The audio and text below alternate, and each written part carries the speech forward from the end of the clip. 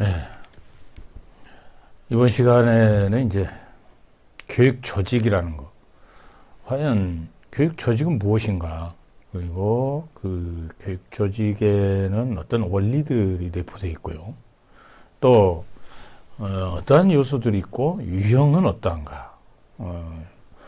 이걸 좀 설명하고 또 여러분들이 이해할 수 있어야겠습니다.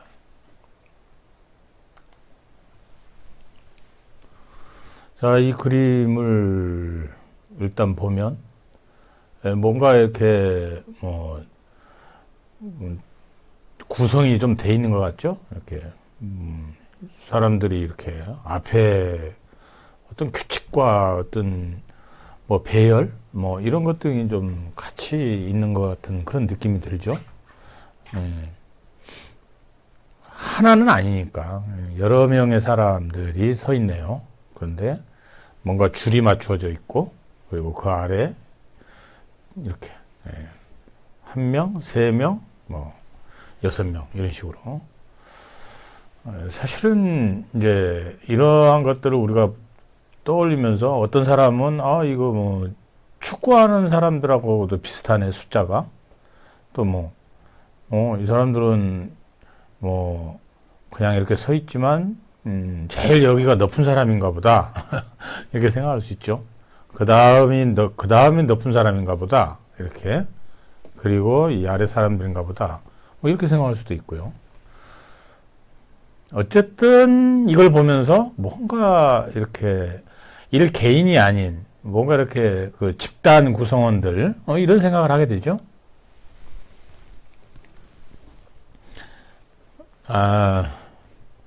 이거는 이제 챗 GPT를 활용을 해서 한번 제가 만들어 봤어요. 이 조직의 유형에서 그러니까 우리가 흔히 이제 아까도 얘기를 제가 드렸습니다만은 하이라키한, 즉 수직형의 위계형 이런 조직이 있을 것이다 이 말이죠. 아까 그런 비슷한 거죠. 이렇게 사람들이 이런 식으로 이런 식으로 이제 이런 것은 주로 지시하고 보고하는 이런 것들이 아주 굉장히 수월하게 이루어질 수 있는 그런 구조로서 영향을 미치는 지휘 체계다. 이런 식으로 지금 설명을 하고 있죠. 수직형 조직은 아무래도 지시와 보고가 잘 이루어질 수 있고요. 그래서 위에서 아래로 내려가는 그런 명확한 어떤 지휘 체계를 갖고 있다. 이렇게 얘기합니다. GPT를 하다 보니까 이게 휘가 잘 안 돼요. 이게 휘인데, 그리고 또 가끔씩 안 되는 게 있는 것 같다. 아래로, 로, 이런 식으로 돼야 되는데. 어쨌든, 그 다음에 수평형 조직 같은 경우에는 이렇게 의사결정 과정에 굉장히 좋더라. 의사결정 과정에. 그죠? 의사결정 과정에 적극 참여하는 그런 게 좋고요. 그 다음에 소통이라고 하죠. 팀원들과 함께 소통하고 협력하는 거. 그러다 보면서 이제 책임도 명확해지고 빠른 의사결정 이렇게 하죠. 의사결정이 빠르다 이 말이죠. 빠른 의사결정. 그 다음에 이렇게 회의를 하고 있는 모습이 나오는데 조금 뭔가 이렇게 번역을 좀 못한 것 같아. 요거는 신경 안 써도 될 것 같고요. 그 AI가 그리는 것이 한계가 좀 있더라고요. 아주 좋은 거를 쓰면 어떻게 될지는 모르겠어요, 저도. 근데 그 다음에 조직에 이제 우리가 원리를 한번 챗 GPT를 활용해 가지고 한번 보니까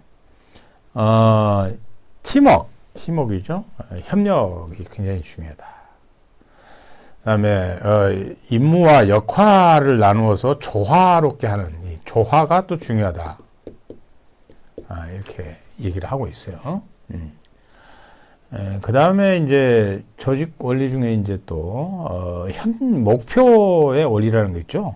목표 타겟화해서 이렇게 화살이 관역에 꽂히는 게 나오는데, 이게 이제 목표와 방향을 정해놓고, 거기를 위해서 함께 뛰어가면서 노력을 하는 거죠. 그래서 명확한 목표를 설정을 하고, 그 다음에 목표 달성을 위해서 노력한, 사실은 이 목표를 달성하는, 목표를 정해놓고 목표를 달성한다. 이거를 아주 잘 해내는 것은 우리 효과성이 있다. 이런 얘기를 주로 많이 해요. 효과가 있다. 이런 얘기를 많이 합니다.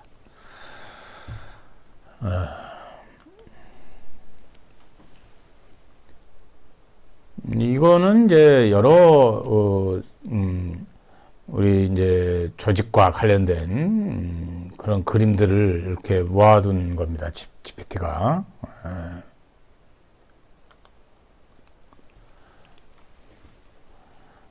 자, 이거는 이제 대표적인 아까 얘기했습니다만은 수직형인데 이 하이어라키한 구조인데 이게 여기에 이제 의장이 있고요. 그 다음에 부의장이 있고 그리고는 이제 각 부서들, 인적 자원, 그 다음에 법적인 부분, 그 다음에 시설, 재정, 그 다음에 시장 조사, 이런 것들로 이루어지고, 그 다음에 여기에는 모집과 평가를 하고, 이런 이제 휴먼 리소스 디벨롭먼트 HRD죠. 인적 자원 개발할 때는 이런 것이 필요하고, 또 이 질 평가하는 부서는 그 양질의 어떤 질을 평가하는 부서 같은 경우는 퀄리티 컨트롤과 퀄리티 어슈런스 이런 것들이 또 필요하고 그 아래에는 이런 식으로 다 나누어져 있죠. 시빌, 메탈, 일렉트로닉 이런 형태로 이렇게 또 각 부서들이 그 구성 부서들이 또 나누어지는 이런 것들을 볼 수가 있죠. 또 조직은 이제 보통 많은 집단을 포함을 시키는데 예를 들면 여기 보면 관리자 집단, 그다음에 작업자 집단, 그다음에 또 그 외적으로 이제 정규직은 아니지만 비정규직 집단 이런 게 존재하는 거 아니겠어요? 그래서 이렇게 한 조직이라고 한 것에 이 그룹 집단들이 1, 2, 3로 이런 식으로 내재되어 있기도 하고요. 그래서 이러한 형태들을 우리가 또 생각해 볼 수 있고. 자, 우리가 이제 그 그림이나 사진으로만 좀 이렇게 좀 얼추 이렇게 개념화 하려고 노력을 했습니다. 그러면 이거를 이제 일반적인 그 용어로서 우리가 데피니션을 해보자면, 지금 아까 그림들을 생각을 잘 해보시면, 먼저, 어떤 조직이라고 하는 것은 결국은 일 개인도 마찬가지입니다만은, 우리 일 개인들도 어떤 목표를 정해두죠. 그래서 그 목표 달성을 하려고 노력을 하면서 성공한 사람이 있고 또 실패한 사람이 있고 이러듯이 일단 조직도 개인처럼 그렇게 목표를 정해야 돼. 목표를 정하는데 개인보다는 많은 것들이 모여 있으니까 당연히 이제 이것들을 분업과 통합이라고 하는 그런 어떤 체제를 갖춰야겠죠. 그러면서 이제 협동을 해야 되는 그런 체제, 이런 것을 우리는 조직이라고 할 수 있겠죠. 자, 조직에 관한 개념 정의를 이렇게 했는데, 이거는 이제 학자들의 여러 정의들을 공통분모들을 뽑아서 만들어 놓은 거예요. 자, 한번 보실까요? 자, 베버가 무슨 얘기를 했냐면, 베버는 이제 나중에 얘기를 하겠습니다. 관료주의자죠. 관료제를 만들어낸 사람이죠. 웨버라고 있기도 하고, 이제 독일 발음은 베버죠. 독일 사람이니까. 자, 특정한 목적을 갖고, 그 목적 달성이라고 했어요, 분명히.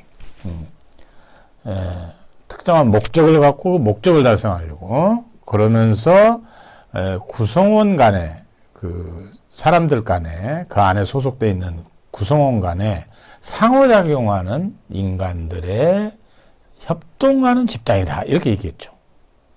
그러니까 협동, 또 공통가 나오죠.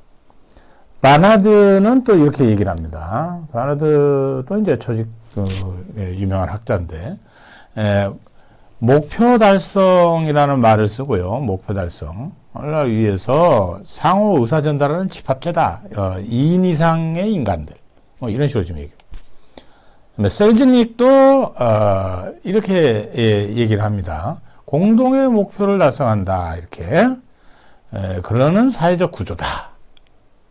근데 여기서는 이제 공식적, 비공식적 관계라는 얘기를 했습니다. 이것은 그러니까, 포멀한 것과, 인포멀한 것, 이거 두 개 다, 얘기를 하는 것이에요.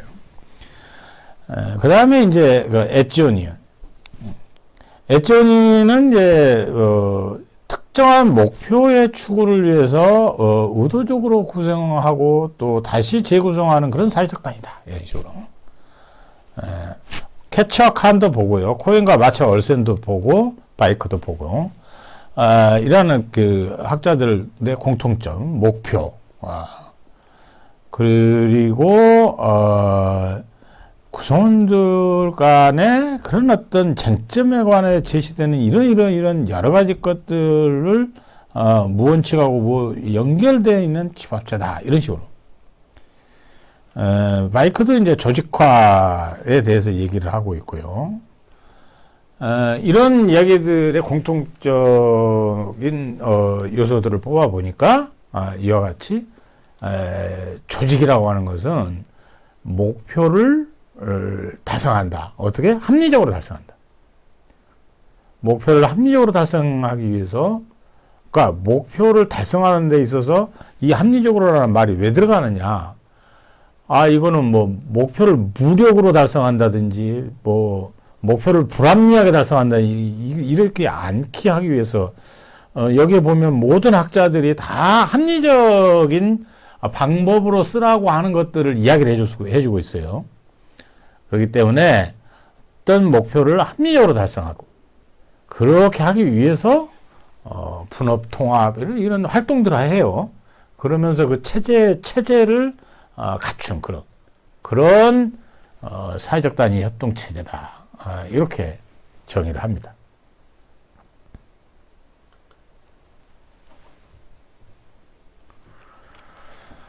자, 그 다음에 좀 더 간단하게 얘기를 더 한다면 둘 이상의 사람들, 그렇죠?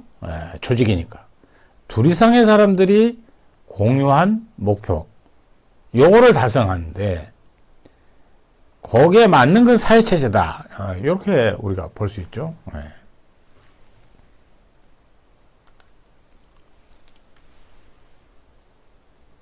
자, 그러면 이제 조직은 그럼 어떤 특성들을 갖고 있는가?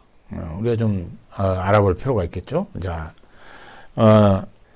일단은 조직이라고 하는 것은 딱 보면 그건 목표가 있어야 되죠. 목표가 있어야 되고, 그 목표가 있다고 하는 것은 상당한 의도를 갖고 있는 거예요. 의도를 갖고 있기 때문에 목표가 있는 거죠. 그래서 목표, 의도, 중요한 말들이에요. 그 외에 이제 이렇게 구성원들 간의 인식 공유, 그 다음에 역할, 소통, 지원, 권한, 이런 것들이 다 마찬가지. 이것들은 주로 공식적인 구조, 이런 것들을 얘기하고요. 물론 또 비공식적인 구조도 있습니다. 비공식적인 거는 이제 주로 구성원 간에 서로 안다. 이런 내용들이 이제 인포멀한 관계, 즉, 비공식적인 어떤 구조를 또 일컫는 거예요. 그래서, 여기에서 이제 환경과 구분되는 경계가 있다. 경계 내에 환경이 있다. 이 말은 무슨 얘기냐면 결국 어떤 체제를 갖고 있다. 시스템을 갖고 있다. 이런 이야기를 하고 있습니다. 나중에 이제 이 체제 이론을 공부를 하게 될 텐데, 요것을 잠깐 소개하자면 그런 거죠. 투입, 그 다음에 과정, 산출. 투입을 하면 뭐 산출이 있어야지. 그래서 이거 인푸트, 그 다음에 프로세스, 그 다음에 프로덕트. 프로세스, 프로덕트. 그래서 이거를 우리가 IPP라고도 하죠. IPP 이론이라고도 해요. 이게 이제 시스템 이론. 그래서 이제 여기를 이렇게 다 얘네들이 상호작용을 하고 있는 거죠. 무엇과 함께 상호작용을 하냐면 환경과 함께, 환경. 여기 나오죠, 환경? 이 환경과 함께. 그래서 환경이 이걸 다 내포하고 있죠. 이와 같은 형태를 우리는 이제 시스템, 체제 이론이다. 이렇게 얘기를 합니다. 간단하게. 물론 좀 자세히 나중에 공부하겠습니다. 자, 이번에는 조직의 특성을 봤고, 그런 조직에도 어떤 원리들이 있을 거래요. 그 조직이 이렇게, 있으면, 거기에는 분명히 어떤 그 기본 밑바탕에 깔린 그런 어떤 이치가 있을 거란 말이에요. 근본적인 이치가 있을 거예요. 자, 그것이 뭐냐면, 조직은 일단, 분업을 할 수 있다는 거예요. 디비전, 그러니까 분업을 할 수 있다. 조직은 사람들이 한 사람 이상이 모이기 때문에 나눠서 일을 할 수 있어요. 나 혼자서 하는 거고 두 사람 이상이니까 나눠서 할 수 있는 거죠. 그러니까 두 사람 이상이 되다 보면 뭐가 생겨요? 이제 계층이 생길 수가 있어요. 하이어라키가 생기죠. 이제 이 그림 자체가 이렇게 하이어라키한 구조가 이제 생기는 거죠. 제일 위에 있고, 그 다음 받쳐주고, 제일 아래가 뭐 잘 받쳐줘야겠죠. 제일 아래는 힘이 세거나 여러 명이 돼야 되겠죠. 뭐 이런 구조를 갖고 있죠. 그러면서 이제 스패너 컨트롤, 통솔 범위에 여러 명을 관리를 이제 윗사람이 또 하려다 보니까 거기에는 내가 몇 사람을 A팀장, B팀장, C팀장 각 팀장들이 몇 사람씩만 이렇게 통솔을 해라. 이런 범위가 설정이 돼야죠. 그 다음에 명령 통일이 돼야 되겠죠. 이렇게 명령하고 이런 지시를 내렸는데 그게 내려가면서 막 바뀌고 그러면 곤란하죠. 그런 이야기들이에요. 지금 당연한 것이죠. 그 다음에 이제 그 조종하는 코디네이터. 여러분도 코디네이터란 말 들어봤죠? 코디네이터가 돼야 돼요. 다음 마지막으로 이제 이 적도직권의 원리다 그랬습니다. 그러니까 옵티멈 센트럴라이제이션. 이 적도직권이라고 하는 그 말은 권력이 집중되는 정도를 말하는 거예요. 집권이라는 것은 어떤 권한의 집중, 그것이 적절하게 이루어져야 된다는 거예요. 그것이 한쪽으로 너무 많이 쏠리거나 이런 것보다도 적절하게 직권이라고 하는 건 적절하게 이루어진다는 거예요. 직권이라고 하는 것이 그 뜻이고요. 이제 분권은 여러분들 들어보셨죠? 지방 분권의 시대. 중앙에 통제되어 있던 권한이 지방으로 분화돼서 나아가는 그걸 분권이라고 하죠. 참고하시기 바랍니다. 중앙 집권이다 그러면 중앙에서 집중적인 권한 행사를 하는 거예요. 그러한 말이 이제 집권이라고 하는 거죠. 근데 그 집권이라고 집중된 권한, 이 집권이라고 하는 것도 적당하게 해야 돼요. 적절한 정도 범위 내에서 옵티멈하게 해줘야 돼요.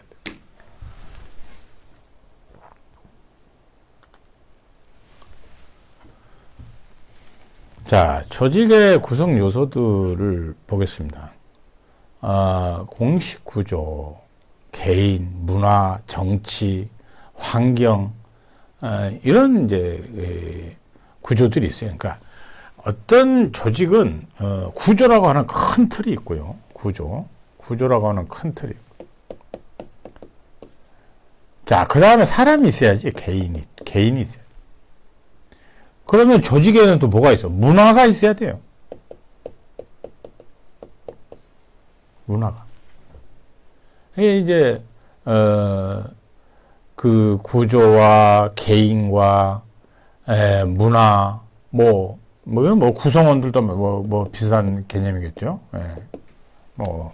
이런 것도 있고 그다음에 이제 정치가 또 있는 거죠.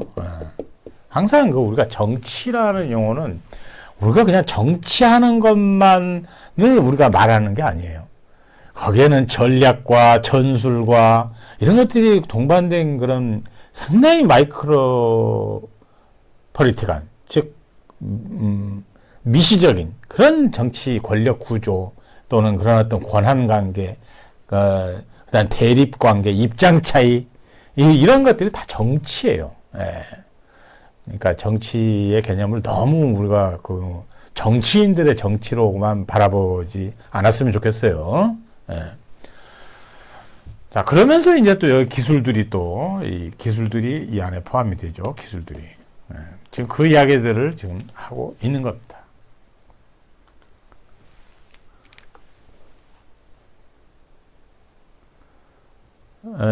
제가 이제 이 호이미스켈의 이 사회체제로서의 학교를 사회체제로서 보는 거죠. 이렇게 해서 이제 호이와 미스켈은 너무나 유명한 교육행정학자예요. 호이와 미스켈을 모르면 안 돼요. 특히 교육행정을 공부하는 학습자들은 호이와 미스켈이 쓴 교육행정은 흔히 얘기해서 그 성서에 보면 성경과 같은 거예요. 바이블입니다, 바이블. 그래서 호이와 미스켈이 이렇게 얘기를 했는데, 호이와 미스켈은 이 사회 체제로서 그렇잖아요. IPP라고 그랬죠. 제가 아까 I 투입, 인풋이에요. I 프로세스, 프리. 그다음에 아웃풋 또는 프로덕트라고도 합니다. 그래서 이거 아웃풋이라고도 하고, 그래서 IPP 이론인데 투입 과정 산출이죠. 그다음에 환경과 상호작용 하고 있죠. environment와 이렇게 상호작용 표시해요, 이게. 상호작용 하고 있는 거예요. 자, 그러면 이제 산출돼서 이 그림은 뭐냐? 산출이 됐는데 투입을 한 것에 비해서 잘 주물럭거려 가지고 잘 주물럭 한 게 과정이죠. 그래 가지고 만들어 나왔어요. 그러니까 여기다가 예를 들어 볼까요? 떡을 예를 들어 보면 여기에 쌀,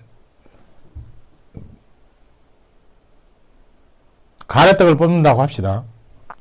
쌀 같은 거.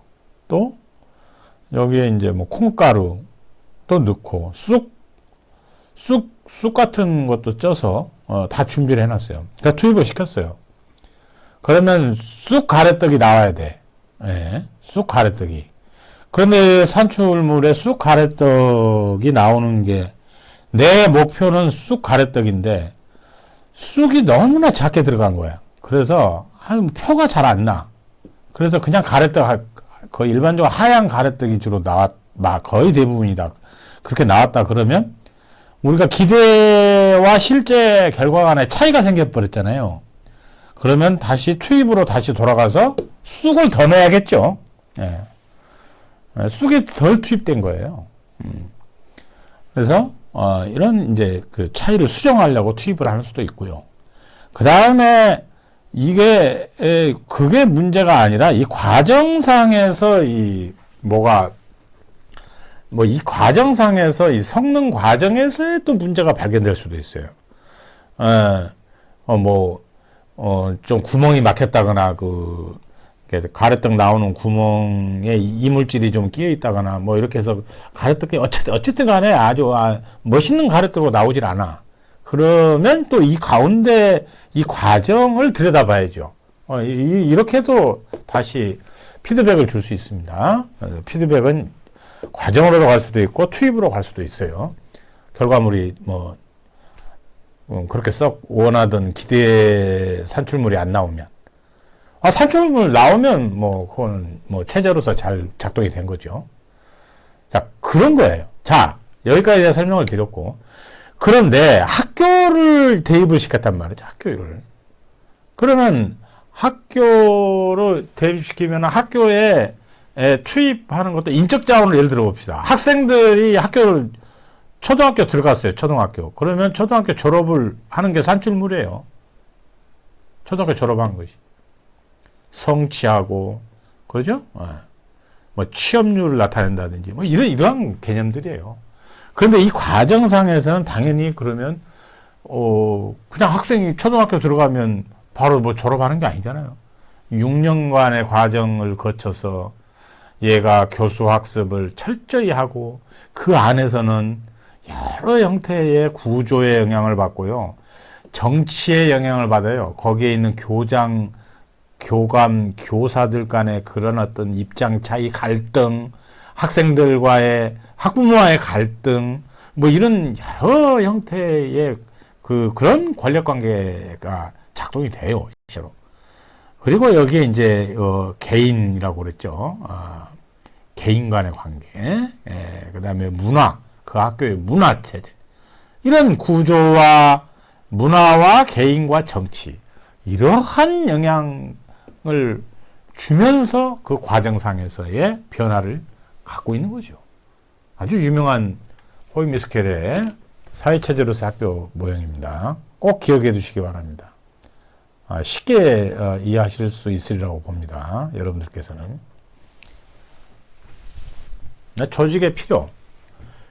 메타포입니다. 은유. 여러분들 그 은유법이란 말 많이 들어봤죠. 메타포예요. 그러니까 직유라는 것은 직접 비유하는 거 아니겠어요? 은유는 숨겨서 비유해 주는 거죠. 자, 그러한 형태를 찾아보면 이 조직은 여기 보면 변화와 흐름이다. Change and Flux라고 하는 변화와 흐름으로서의 조직으로 비유되기도 합니다. 그 다음에 심리적 감옥이라고 하는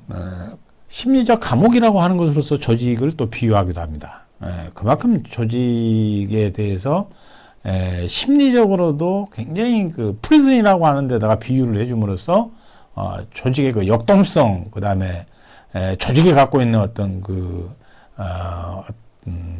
암묵적인 어떤 그 가치의 내재화, 이런 것들을 다 표시해 주는 거죠. 그 다음에 정치 체제는 이해하실 수 있죠. 정치에다 비유했고, 문화로서 이해하시죠. 그 다음에 브레인으로서의 조직입니다. 그러니까 이 두뇌로서의 또 조직, 두뇌를 또 비교를 하기도 합니다. 조직에. 그 다음에 유기체라고 하죠. 오가니즘이라고 하는 오가니즘. 유기체로서 조직을 또 비유하기도 합니다.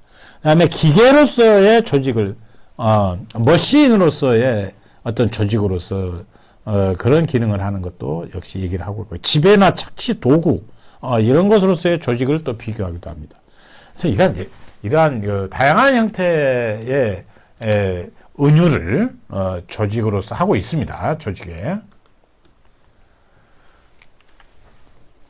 자, 그러면 지금 아까 제가 대충 설명을 좀 드렸어요. 그 그림 보고. 자, 기계로서의 조직은 결국은 이제 나중에 배우게 됩니다. 이제 그 고전적 조직론에서, 고전적 조직에서 배우게 되는데요. 이 테일러의 과학적 관리론이 대표적인 거예요. 그러니까 기계로 설명을 다 할 수 있는 거예요. 기계를 들여와서 최대의 효과를 보는 거죠. 그래서, 사람은 그냥 기계처럼 이렇게, A에서 B로 넘어가고, B에서 C로 전달해주고, C에서 D로 전달해주고, 이러한 과정들이 아주 기계처럼 일사불란하게 이루어져가지고, 쉬지 않고 계속해서 기계처럼 작동이 되어 간다. 이러한 것이 바로 과학적 관리론입니다. 그 다음에 유기체는 아까 설명했고요. 자율성과 유연성을 바탕으로 살아있는 유기체, 여기에다가 비유를 하는 거죠. 그러니까 조직이 이러한 형태보다는 이렇게 좀 더 이렇게 역동적으로 좀 수평이 되든 어쨌든 간에, 그러니까 꼭 수평은 아니더라도 다양한 변화된 형태로 유기체적인 조직이다. 이렇게 설명을 하고 있어요. 자, 두뇌로서의 조직이다. 이거는 이제 두뇌에다 비교를 했다는 것은 결국은 뭐예요? 어떤 조직에서 이게 학습하는 조직이 조직학습 또는 학습 조직, 물론 약간은 개념이 다릅니다만은, 그러니까 비전을 공유하고 거기에 새로운 형태의 새로운 또 비전을 창출해내면서 구성원들 간에 공유해서 그런 것들을 같이 그 조직의 중요한 슬로건으로 내세우면서 노력하는 그런 조직들. 이게 학습 조직 포함이 된 두뇌로서의 조직이라고. 문화 조직은 조직 문화 생각하시면 되고요. 뭐 정치는 아까 설명을 드렸고 그런 것들을 쭉 설명을 하시면. 심리적 감옥이라고 하는 것은 이제 여러분들이 아까 뭐 잠깐 내가 설명을 뭐 좀 드렸습니다만 의식적이고 무의식적인 그런 과정들이 딱 포함이 돼 있어요. 프리스는 감옥으로 표시를 하고 있잖아요. 그리고 여기에는 벌써 이미지라든지 생각, 사고, 행위 이런 추상적인 것들의 틀 속에 제한이 되어지는 그러한 의미에서의 조직을 말하는 거예요. 결국은 조직에서 그 사람들이 생각하고 활동하고 이런 것들을 유지해 가면서 이런 그 의식적인 어떤 뭐 아티팩트, 무의식적인 어떤 그런 어썸션, 어떤 어썸션이라는 것은 뭐 가정, 이런 그러니까 뭐 전제, 이러한 것들이죠. 어셈션 이런 것들을 낳게 해주는 그러한 것에다 제한을 시켜주는 거. 이게 바로 심리적 감옥으로서의 조직으로 비유되기도 합니다. 이러한 특징을 갖기 때문에 시간이 많이 지나서 자 변화와 흐름으로서는 변화에 적응하고 진화하는 체제로 간주하는 것이죠. 그 다음에 자기 조직화적 복잡한 적응 체제를 갖고 있다. SOCAS 셀프 오가나이징 컴플렉스하고 어댑티브 시스템이라고 하는 거죠. 이렇게 자기 조직화적 복잡적 체제, 이렇게 해도 갖고 있어요. 왜? 요즘에는 이제 복잡계 이론으로서 이 조직을 자꾸 보려고 합니다. 기존의 뭐 시스템 이론, 그 체제 이론에서 좀 더 복잡한 그런 형태로서 복잡 적응 체제로 이제는 변화되고 있다는 거죠. 그런 걸 설명하는 거예요. 그 다음에 지배 착취를 위한 것. 이게 이제 조직에는 여러 가지 이제 또 안 좋은 것들도 있고 또 우리가 변수들이 생겨날 수 있잖아요. 예기치 못한. 그것들을 이제 설명을 해줄 수 있는 것들. 그러한 것들로서 지배 착취를 위한 도구로서 조직이라고 하는 부분을 강조해 주는 거죠. 다음에 이제 조직 유형을 보면 파슨스는 이렇게 생산과 정치와 통합, 체제 이런 식으로 봤어요. 그러니까 그 기능이나 목적으로 분류를 한 거예요. 파슨스는. 그러니까 조직은 어떤 기능을 갖고 있지? 생산하는 기능을 갖고, 정치라는 기능을 갖고 있어. 통합하려고 하는 걸 갖고 있고 체제를 유지하려고 하는 조직이 있다. 이런 식으로 파슨스는 구분을 했고요. 그 다음에 블라워 스캇은 이렇게 호혜, 서로가 좋은 거, 그리고 영리적인 조직인, 그러니까 서비스 조직인 거, 그 다음에 공익을 위한 조직인 거, 뭐 이런 식으로 또 나누었어요. 그럼 이것은 아까 파슨스가 얘기하는 기능 쪽에 보는 것이 아니라 이거는 수혜자. 내가 그 조직에서 수혜를 입는 사람으로 봤을 때의 그 유형들을 놓고 얘기를 할 때는 이렇게 나눌 수 있어요. 그 다음에 에치오니아는 이제 이렇게, 이건 굉장히 좀 뭐 많이 알려져 있습니다. 이쪽으로는 강제, 보상, 규범, 그리고 소외, 타산, 도덕. 이렇게 놓고, 상당히 공리적인 조직은 한 이 정도에 있다는 거예요. 도덕적이면서 많이 규범적으로 가까워지는 것은 이제 당연히 이쪽으로 가는 거고, 강제와 소외적인 부분, 에일리어네티브라고 하죠. 소외적인 건. 그렇게 할 때는 이제 강제적 조직으로 갈 수 있다. 이렇게 하면서 그 조직의 정도를 표현해 준 거 9가지로 나타내 주고 있죠. 그 다음에 칼슨의 이제 조직 유형은요, 이거는 이제 선택권입니다. 고객이 선택을 하냐, 조직이 선택하냐. 예를 들어서, 이거는 이제 유형 4개로 정해놓지만,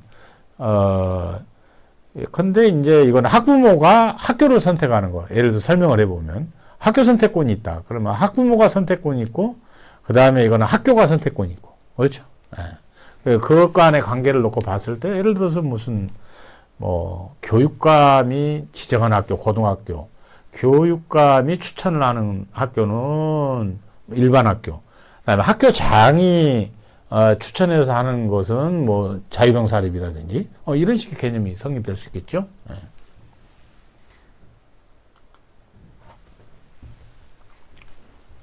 다음에 카츠와 캔은 이제 기능으로, 주요한 기능으로 이제 또 여기도 분류를 했으니까, 아까 그 파슨스가 한 것과 비슷하게 아무래도 나눠질 수밖에 없어요. 관리, 정치를 조금 내렸어요. 생산, 유지, 여기에 적응까지. 이런 식으로.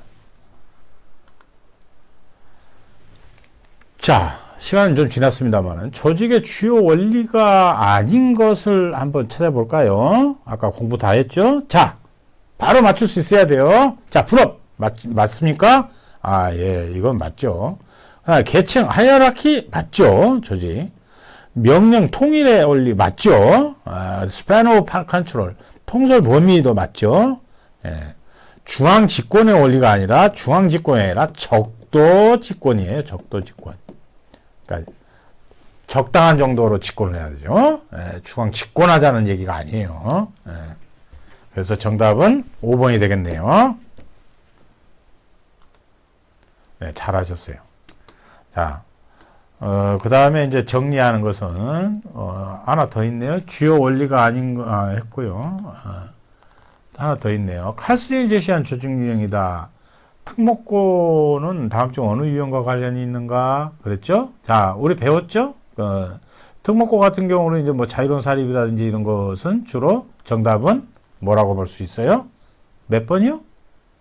예. 정답이 나와버렸어요.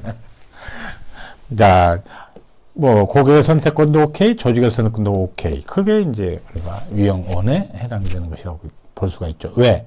특목고 같은 경우는 예를 들어서 학부모가 원해서 뭐, 그 다음에 학교에서도, 오케이.